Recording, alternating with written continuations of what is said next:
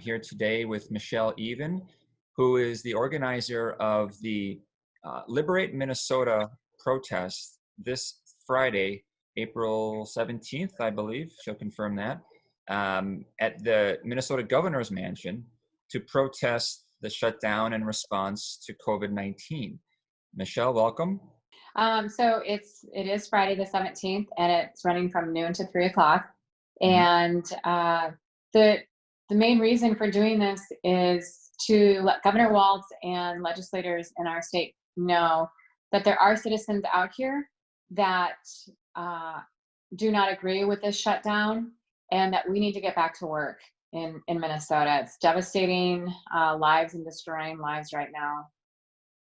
Did it just kind of sink in? Like what was the tipping point for you? If it wasn't the announcement of the extension, then was it just enduring it a little longer, or did you have a personal story or something like that?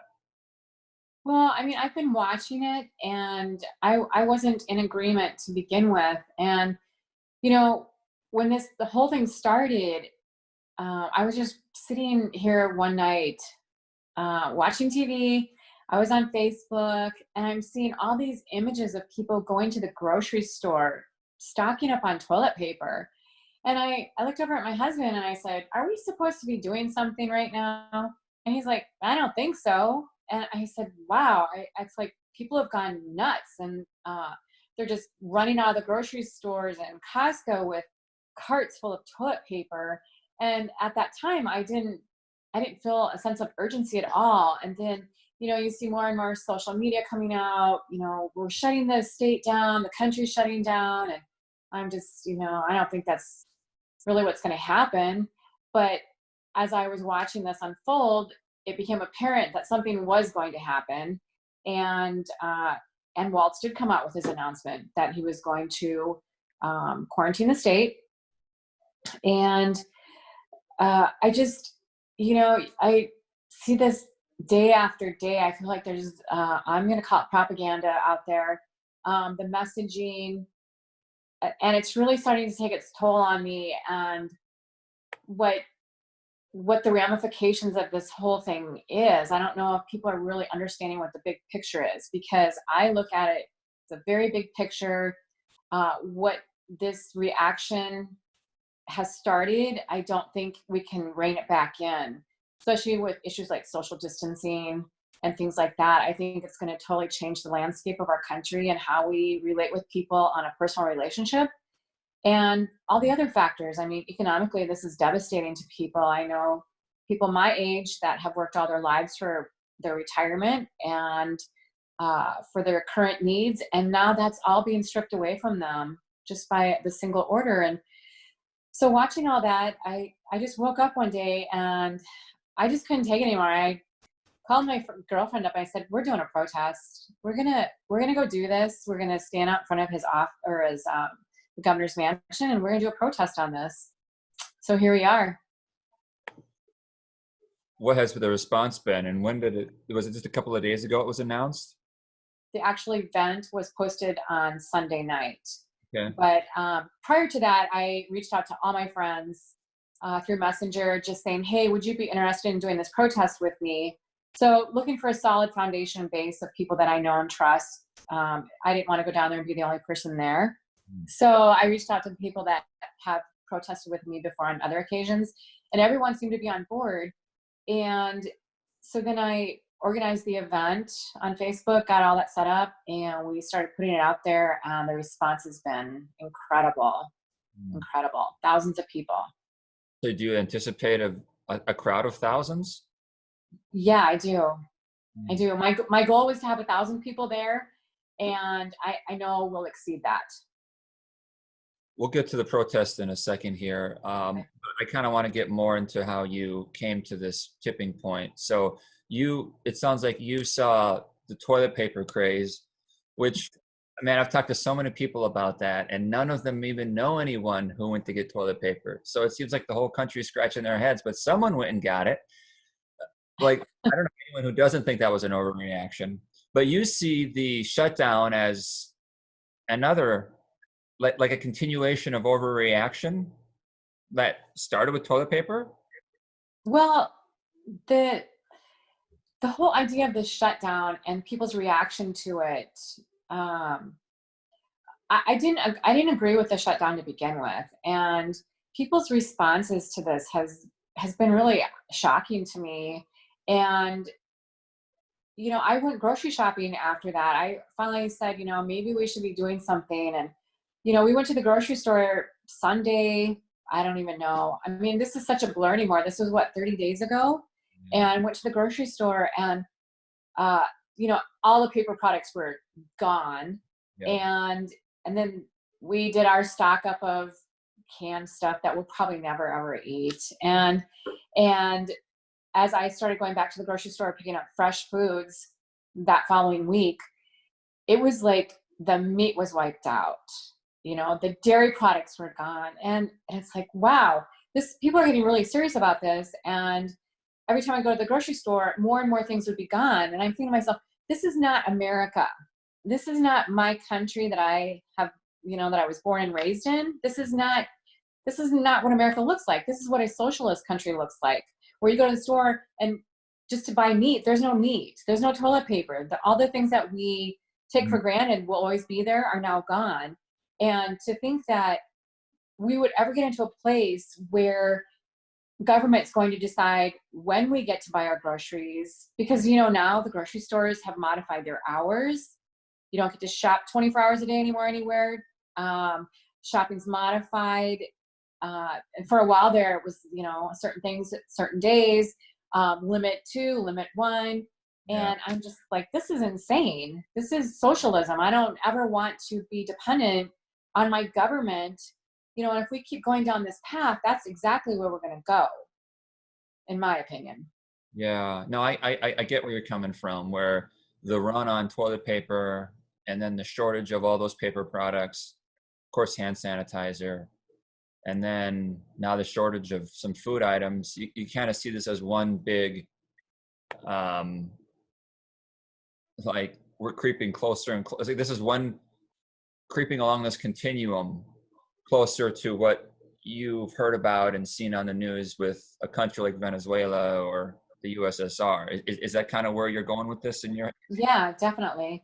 Yeah, and then you have a governor in Michigan who's saying that you can't buy seeds for vegetables. Yeah. Okay, well now we really would become dependent on government for our food source, right?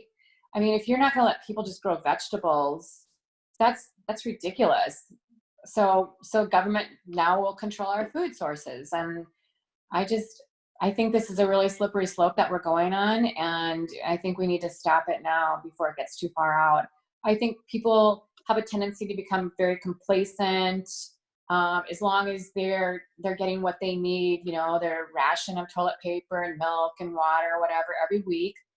I think people get a false sense of security that they're going to be taken care of. Things are going to be okay. We can deal with this, in the short term.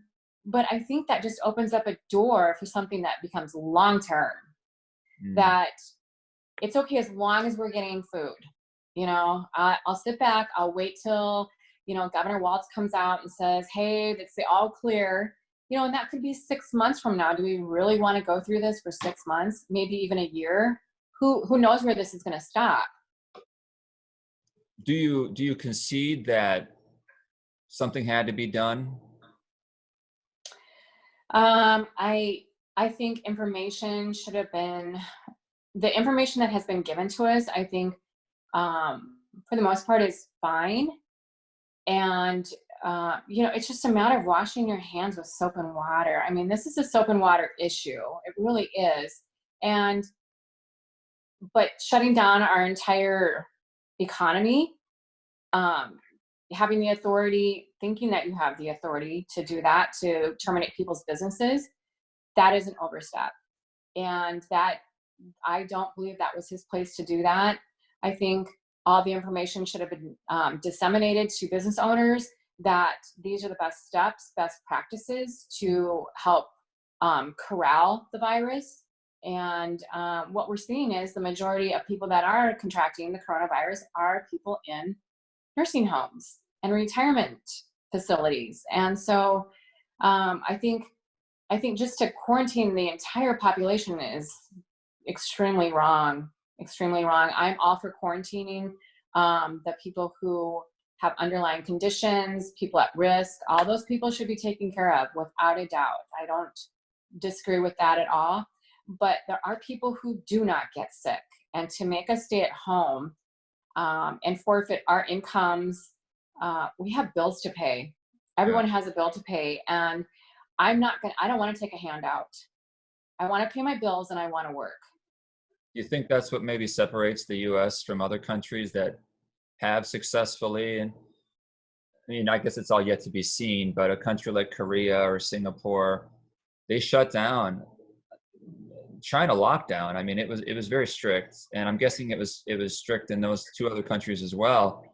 And at least in the case of Singapore, last I heard, and perhaps Korea, now they're able to kind of get on with their lives, and they're able to eat out and go to movies and things like that. Do you think that was a model? We want to do it like that too, but maybe they were misled in thinking we could because we're not the same, something like that? Or I don't know, like, do you have an idea of why people were so attracted to the shutdowns?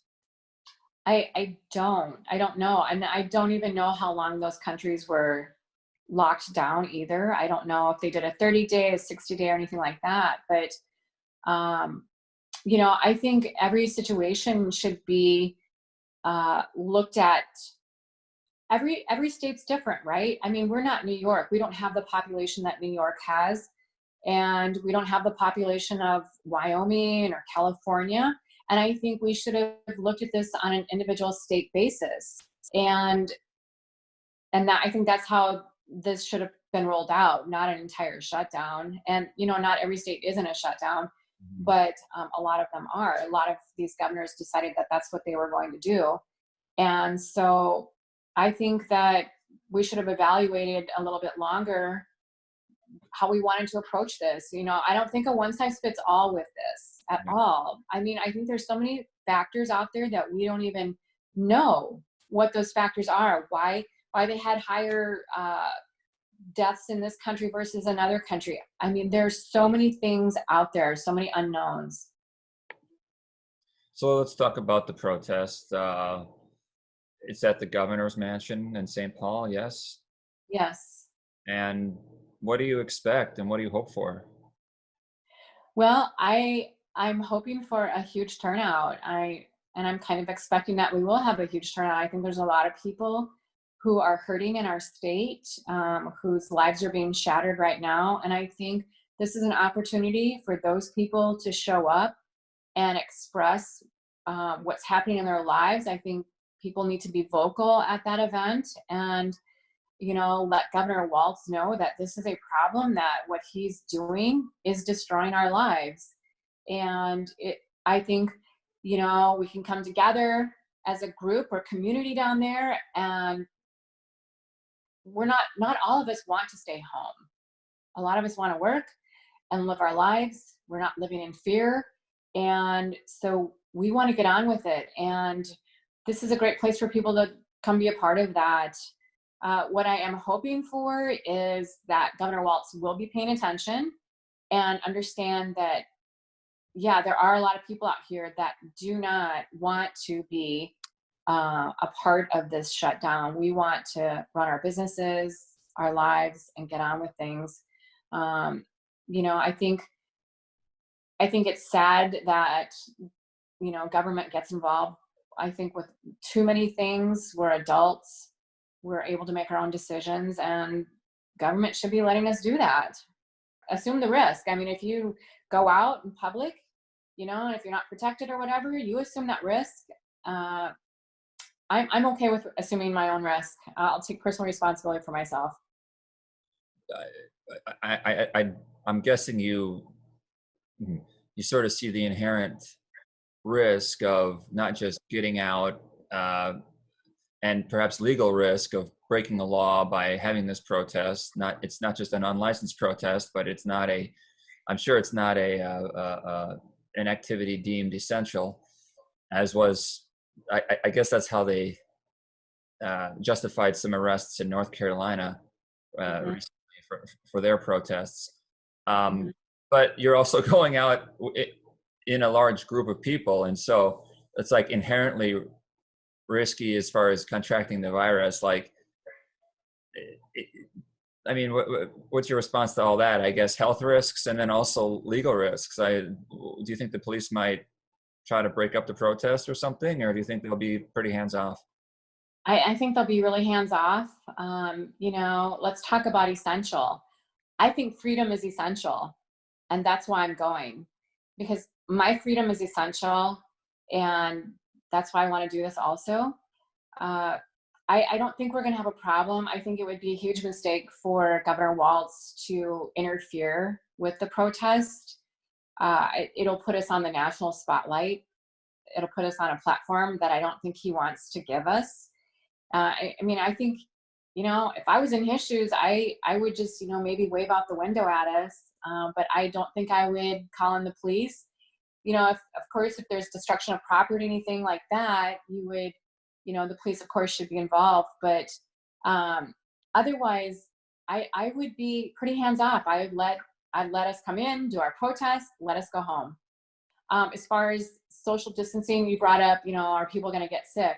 Well, we're telling folks, you know what, be responsible. If you are fearful, this probably isn't going to be the place for you to be on Friday. So, I go to the grocery store, I go to Walmart, I don't self-quarantine. I've been doing this since day one, and I'm not sick, and here's the thing. They've eliminated so many places to be that they're essentially just packing us into these locations every day. So every day we're all going into Walmart. Every day we're going into the grocery store. You're not going anywhere else. So I'm going to these places probably twice a week, and I'm not sick, and I haven't been sick. So I don't know. I just don't know what's the difference between packing us all into one area all the time or sending us out to do our regular shopping and visit the stores we want to visit. Can't even go to a clothing store anymore. You can't get your hair done. You can't even go see a doctor anymore. Yeah, it seems that there's that ideological divide between freedom versus protection. I think that is what really is dividing the country on this issue. Yes. Maybe talk a little bit more about your concerns socially. So you talked about the ramifications, the repercussions of this social distancing, the shutdown, economically, socially. You were saying some things earlier about, it almost sounded like you were getting at people aren't going to want to commingle anymore. They're going to be afraid to interact or something like that. Is that where you're going with that? I am. And here's the other thing is, okay, well, let's just say that Governor Walz does come out in 2 weeks and says, this is the all clear.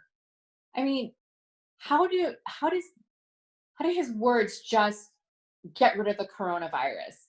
I mean, to me, I can't get my head around that. Just because he comes out and says all clear, you're going to tell me now that if I go out that I'm not going to get the coronavirus? I mean, that to me is just asinine. And now are people going to just, after he gives the all clear, are people still going to continue to wear their mask and wear their gloves everywhere they go? And for how long? How long do you want to continue to live like that? Next year we're going to have the flu again, right? I mean, every year we have something come through. There's a flu every single year.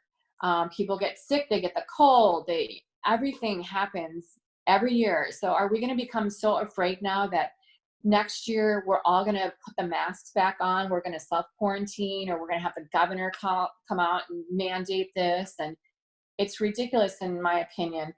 I think too, with the social distancing, my son, he's home, he's doing online education, and so are all the other kids in the state.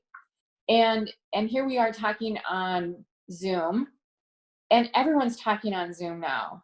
So is this just going to be okay? Like we don't get together face to face with people anymore. It's just going to become the norm now. Oh, it's just easier to get on Zoom. Let's just do a Zoom. And, we never interact with people. We don't touch each other again. I mean, human touch is so important to people. And now it's going to be kind of like voodoo.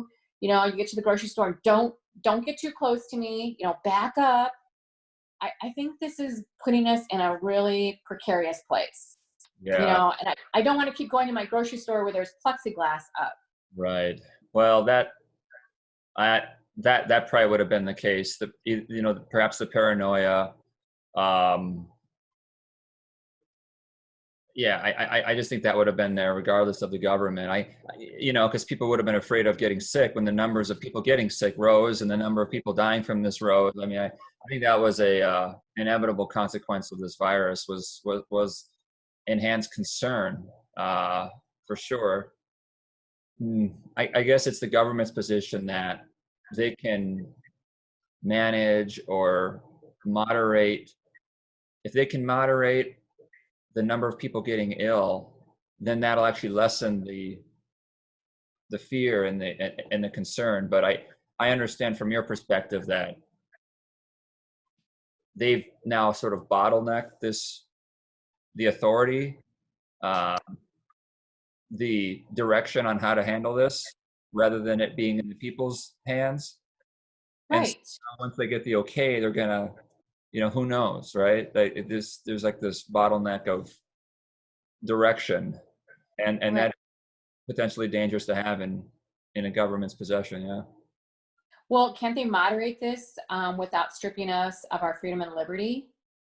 Without destroying our businesses? Can't they do that without destroying our businesses and putting people into financial hardship? I mean, I think the outcome of that is going to be devastating. I think you're going to see so many people uh, depressed, maybe lifelong depression after this. I think people are more apt to commit suicide at this point. I mean, and isolating elderly people, um, Yeah. like people who are healthy, but they are elderly.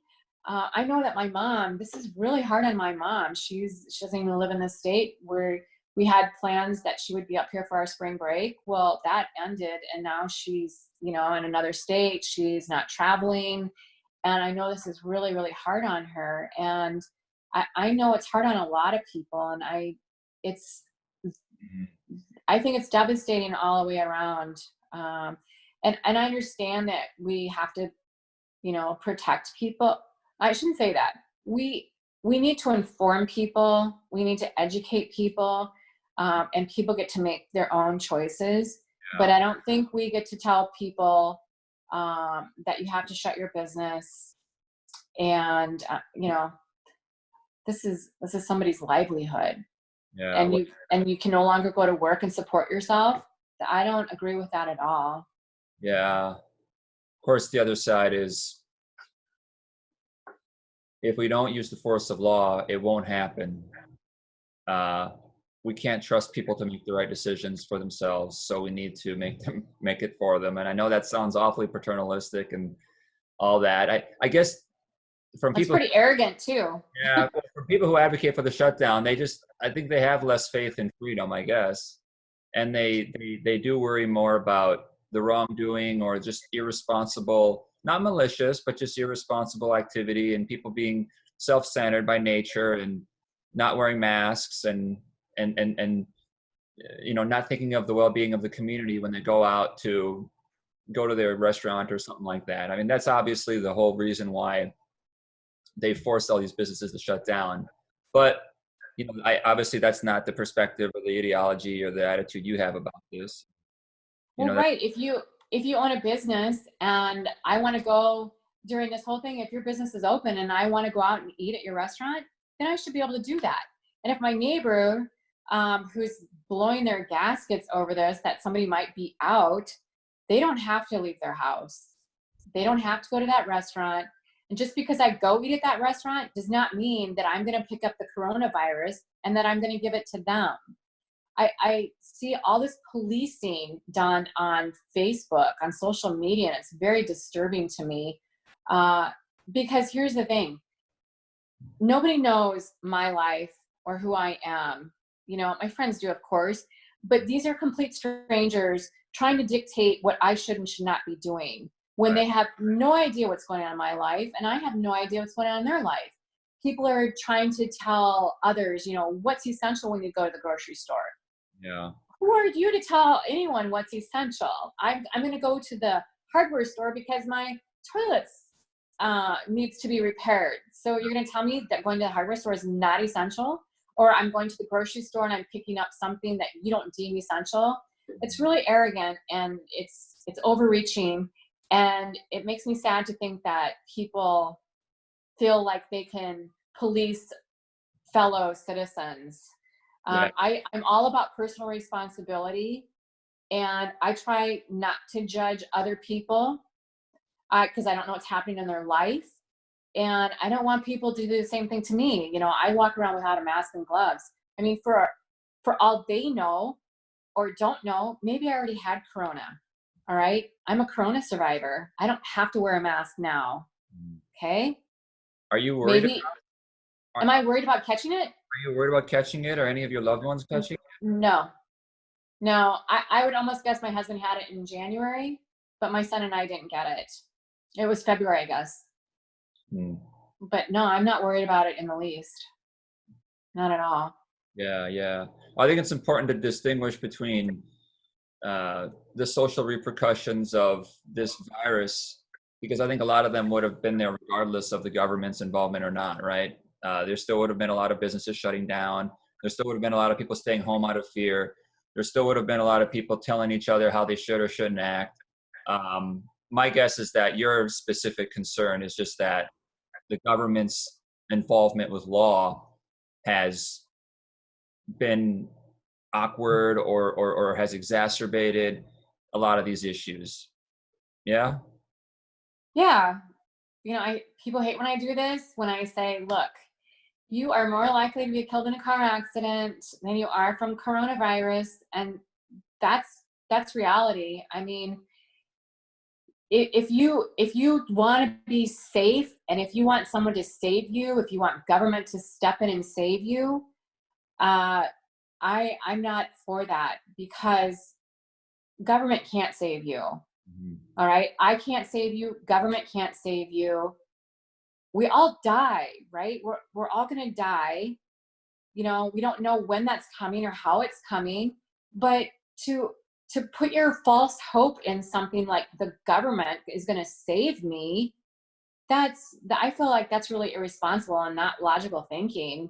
I think you should think about how it is you can save yourself from catching the coronavirus. I mean, the information's out there, what to do, what not to do, but to put all your faith and hope into the government by shutting everything down is the wrong message.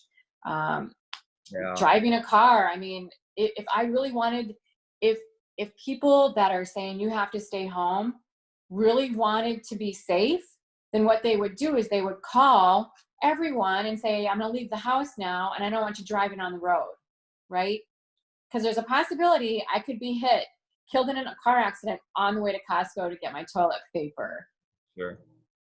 I don't think there had been any protests when you first had the idea of yours, yet between the time you first announced yours and today, there have been a few that have popped up. Have you heard about them? Have you been encouraged by them?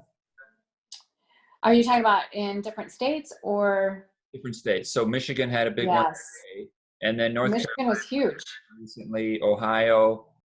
Yeah, it's very encouraging. Very encouraging. People want to go back to work. People want their lives back. And we just know we can't sustain this long term. What do you think? Go ahead. What do you think will happen if the governor stands firm in his plan and even decides to, I don't know, extend, or he's at least quite slow with the, I don't know, slower than you would like, or slower than many people are okay with. In other words, do you see people just rebelling at some point and businesses just opening up and people just saying, we're going to get back to life whether you let us or not? Yeah, they'll either figure out some other way to operate a business, maybe.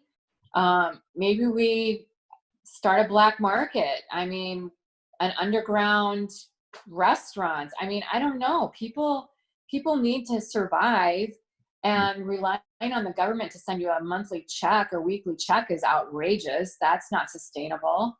Yeah. And, you know, if government's going to come in with this iron fist and say, we're done, we're done until we say you're done, I think people are going to say, hell no, we're done with you. We have to support our families. And I think people are going to, you know, I can't even imagine what it's going to be like in June when it's summer and people want to go to the lakes and they want to go to the beach and the parks are empty. Mhm. I think there's going to be civil unrest, and I think you're going to see more and more protests happening at the Capitol or at the governor's mansion or something. But this is not sustainable. This is Yeah. not sustainable at all. Yeah, so we have a Facebook event. It's called Liberate Minnesota. It's on there. Detailed information is under the About tab. Talks about where you can park, and we encourage people to make their signs. Make that sign be a reflection of what your story is, what's happening in your life, and just be there from noon to 3. It's pretty simple. Show up, use your voice, talk about what your situation is. One thing I do want to mention is that, you know, on mainstream media, the thing that's starting to really bother me now too is that they're not sharing stories about how this is devastating people's lives. They want to put a positive spin on all this coronavirus, and that's just not reality. There are people that are hurting from this, but the media doesn't want to talk about that. And that after this is all over with, those are going to be their top stories. How coronavirus destroyed someone's life. And I just find that very shameful. That certainly we want to be positive and have positive attitudes, but you should do some reality too. Like, how is this person being negatively affected by corona? How is this destroying their life, that this shutdown is happening and they've Mhm. lost their business? I think it's sad that that's not happening right now. I agree. I think once the health threat is lessened, then it'll become a economic story, and even a survival story. I mean, people Right. are like today we got a $1,200. A lot of people got $1,200 in their bank account. So those who are paycheck to paycheck suddenly have, now they're able to breathe. Uh, so people aren't going to get kicked out of their apartments and on the street just yet. But I suppose you're right. If that happens on the road, then those will be the stories. Mm-hmm. Right. Right. Yeah. So our Facebook event, it's on there, Liberate Minnesota. And that's probably the easiest way to find the information. It's right there. Share it with everyone you know. We want a bunch of people down there. We want Governor Walz to know that this has to end. Well, thanks so much for your time, Michelle, Yes. Thanks for having me. organizer of Liberate Minnesota, this Friday. And I'll say I don't think you have to worry about people losing touch with physical touch. Maybe with some strangers and handshakes, but I think once this whole thing ends, whether it's with a bang or with gradually, people are going to be more outside and in touch with each other and traveling than ever before. That's how I think it's going to respond. It's going to be a I boomerang hope so. I hope so. to an interactive, connected life, which at least as the optimist in me wants to believe.